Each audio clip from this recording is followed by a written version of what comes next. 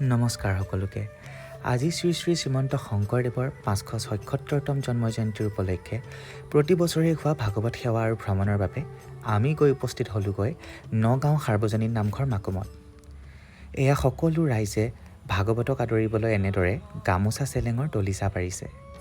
মংগল উৰুলি, জয়ধ্বনি আৰু দেৱবাদ্যৰে মণিকূটত সেৱা জনাই ভাগৱত ভাগিক পৰম্পৰাগত নিয়মেৰে আগবঢ়াই অনা হ'ল। মাৰ গৰ্ভত থকাৰে পৰা বৰ্তমানলৈকে প্ৰতি বছৰেই এই ভাগৱত ভাগিক সেৱা জনাই আহিছোঁ। গুৰুজনাৰ সৃষ্টি সঁচাকৈ অতুলনীয়। তেওঁ আগবঢ়াই থৈ যোৱা অনবদ্য অৱদানসমূহত এক ঐশ্বৰিক শক্তি বিৰাজমান। এয়া ভাগৱত ভাগিক বাহনত স্থাপন কৰা হ'ল। ভ্ৰমণৰ আগতে নামঘৰৰ বাকৰিত সকলোৱে সেৱাই ভাগি ল'লে। লগে লগে আহি পালে আন এখন ভাগৱত বাহন, আৰু এয়া হৈছে মোৰ জন্মস্থান দ্বিতীয় অসম আৰক্ষী বাহিনীৰ ভাগৱত বাহন। তাত সেৱাই ভাগি জনাই অলপ দূৰ ভাগৱত ভ্ৰমণ আৰু নাম প্ৰসংগত যোগদান কৰিলোঁ। ঠায়ে ঠায়ে ৰাইজে সেৱা ধৰিলে।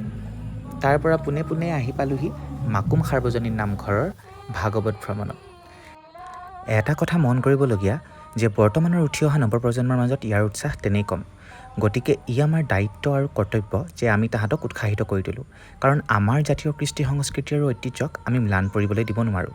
ইয়াক যদি আমিয়ে ৰক্ষা নকৰোঁ তেন্তে কোনে ৰক্ষা কৰিব, নহয়নে?